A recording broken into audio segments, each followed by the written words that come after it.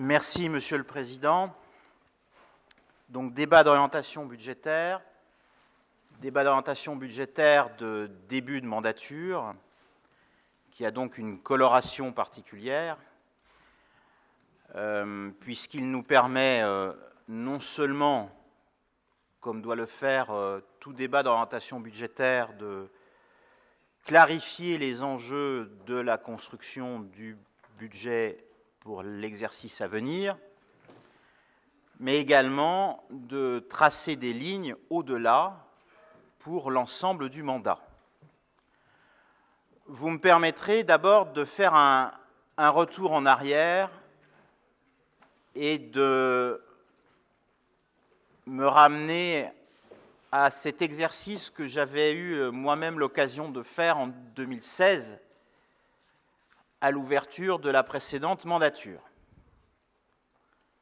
2016, nous étions encore dans les effets de la grande crise de 2008, dont les impacts budgétaires étaient encore prégnants. Et nous avions, à cet instant-là, sous l'autorité de Jean-Yves Le Drian, défini une ligne budgétaire avec à la fois un plan pluriannuel d'investissement ambitieux et une trajectoire de maîtrise des dépenses de fonctionnement qui nous permettait d'assumer nos responsabilités, tant sur les politiques publiques d'intervention improprement appelées dépenses de fonctionnement que sur l'investissement. Au terme du mandat, je crois pouvoir dire que ces objectifs posés en 2016 ont été intégralement tenus, qu'il s'agisse de la maîtrise des dépenses de fonctionnement ou qu'il s'agisse de la réalisation du plan pluriannuel d'investissement. Je le souligne d'autant plus que dans la même période, et je le rappelle très souvent, je n'ai pas présenté à cette Assemblée deux budgets identiques en périmètre d'un exercice à un autre, et que nous avons eu par ailleurs à assumer des grandes crises industrielles pour lesquelles la région a été au rendez-vous, et on pourrait réévoquer quelques sujets comme Doux ou comme le sujet automobile. Donc nous avons été au rendez-vous, et lorsque j'observe les ratios sur cette période, ils ont été remarquablement stables, qu'il s'agisse des ratios de répartition entre dépenses de fonctionnement ou dépenses d'investissement, ou qu'il s'agisse des ratios de bonne santé financière. Je crois que c'est à mettre au crédit de la collectivité, et c'est le fruit d'un travail exigeant, exigence qui a été la nôtre parce que nous en avons besoin de cette exigence pour assumer nos responsabilités et rester agiles. Et c'est donc cette même exigence qui nous conduit aujourd'hui à vous présenter ces orientations budgétaires avec la même perspective de maîtrise de nos trajectoires, alors même que l'environnement sera nécessairement changeant, ne serait-ce que parce que dans le mandat qui est le nôtre, nous verrons arriver 2 élections présidentielles, donc 2 élections législatives, donc probablement 2 temps de nouvelles réformes peut-être, et nous ne manquerons pas non plus de connaître d'autres crises, d'autres événements qui nous amèneront à devoir réagir dans l'urgence, comme nous avons été capables de le faire lors du dernier mandat, au moment de la crise Covid et de la nécessité dans laquelle nous nous sommes trouvés de reconstruire intégralement un budget voté au mois de février et qui tombait au mois de mars. Et donc c'est cette même exigence qui nous habite. Alors pourquoi? Parce que le budget n'est pas un exercice technique, c'est un exercice éminemment politique, et qu'il doit être au service des priorités de ce mandat, et notamment des 3 grandes orientations dont nous avons finalement commencé largement à débattre hier, à la faveur du bordereau climat. Bien vivre partout en Bretagne, avec les enjeux d'équilibre territorial, notamment au travers de nos schémas qui sont construits dans un souci, cher Laurence Fortin, d'équilibre territorial. Plus d'emplois et moins de carbone, comme l'a rappelé encore le président Chéné-Girard hier, pour toutes nos activités économiques. Et puis enfin, plus de Bretagne, avec le souci de pouvoir peser sur les décisions et de demander des compétences nouvelles, parce que nous sommes des élus responsables et que nous n'attendons pas que d'autres fassent à notre place, et que chaque fois que nous le pouvons, eh bien nous efforçons d'exercer les compétences nous-mêmes et d'en assumer la pleine responsabilité.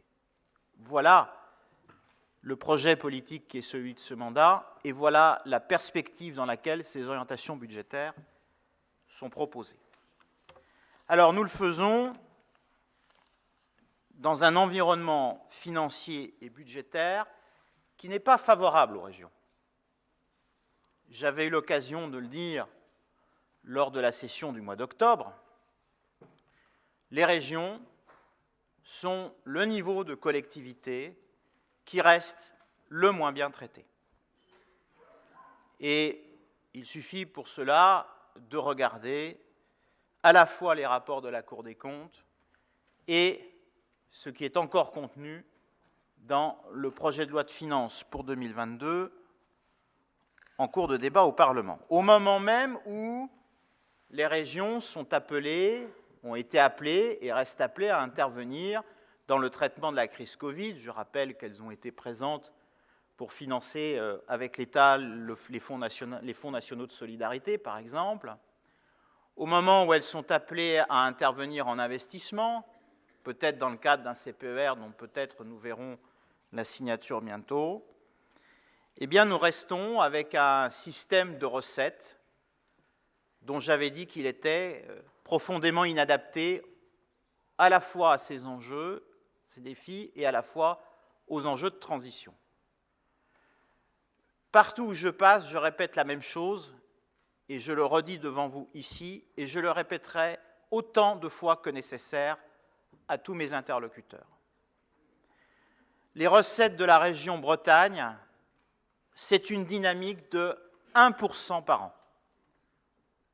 1% par an. 1% dans un panier de recettes dont nous ne maîtrisons pas grand-chose. Je vous rappelle, mes chers collègues, que nous avons la main sur 2 dispositifs, une majoration marginale sur la TICPE et la taxe sur les certificats d'immatriculation. Donc, 10% des recettes du Conseil régional, c'est-à-dire pas grand-chose.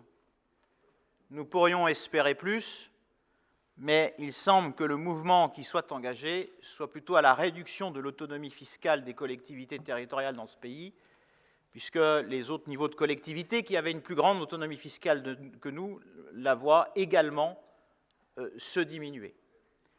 Et donc à la place, nous avons des affectations d'impôts nationaux, la TVA. Alors au global, j'ai dit, ça fait une dynamique de recettes de 1% par an. Et je la rapporte à des dynamiques de dépenses en ressources humaines, plus 1% l'an, sans recruter personne en plus. Dynamique de la dépense transport, cher Michael Carnez, plus 2, plus de 5, sans préjudice de tout ce qui va s'annoncer pour nous. et des recettes qui non seulement ne sont pas dynamiques, mais n'ont absolument aucun lien avec le territoire. Je parlais des recettes de TVA, que vous consommiez breton ou que vous consommiez chinois, le résultat sera strictement identique en termes de recettes pour le Conseil régional. Recettes qui sont même contradictoires avec les objectifs qui sont les nôtres, les compétences qui sont les nôtres, et je rebondis sur l'intervention de Gaël Nicolas hier.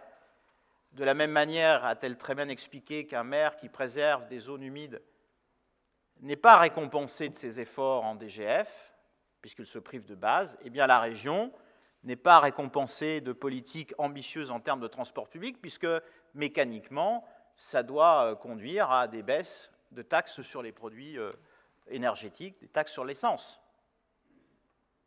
Et donc, à un moment donné, il va falloir que ça bouge, ça. Parce que sinon, nous allons rester dans un carcan et dans des injonctions contradictoires. Surtout lorsque, et on peut s'en réjouir, on nous annonce la fin du moteur thermique en 2035, et donc, concrètement, la mort de deux recettes, la TICPE et la taxe sur les certificats d'immatriculation, à moins d'imaginer, évidemment, que l'on taxe les véhicules propres. Et puis, il y a des décisions qui ne laissent pas de m'étonner lorsque, par exemple, on continue d'opérer des prélèvements sur les dotations qui restent aux régions.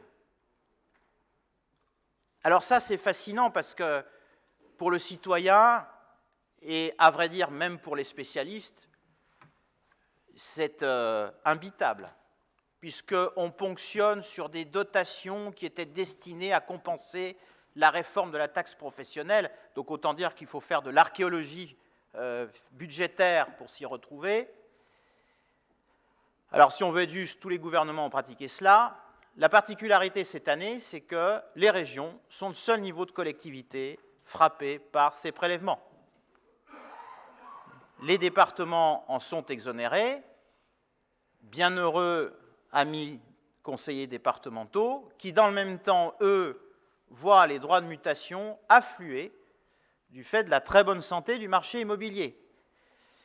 Et donc, bienheureux vice-président en charge des finances dans les départements, qui se retrouvent subitement attributaires de recettes pas prévues, et donc qui leur permet effectivement de faire preuve d'une générosité qui leur est permise, mais dont nous sommes privés, alors que nous aurions sûrement besoin aussi d'une telle dynamique pour financer des politiques publiques dont je n'ai pas entendu dire, pour ce qui concerne les politiques de la région, on peut parler des transports, on peut parler des lycées, on peut parler de tout ce qui est souhaité en termes de culture, de langue de Bretagne, de formation, dont je n'ai pas entendu dire qu'il y avait des envies de baisse.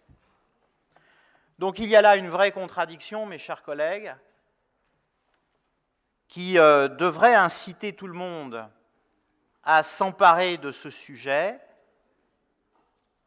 Je crois comprendre, en allumant la télévision, que ce n'est pas trop les débats du moment pour la future élection présidentielle. C'est bien dommage.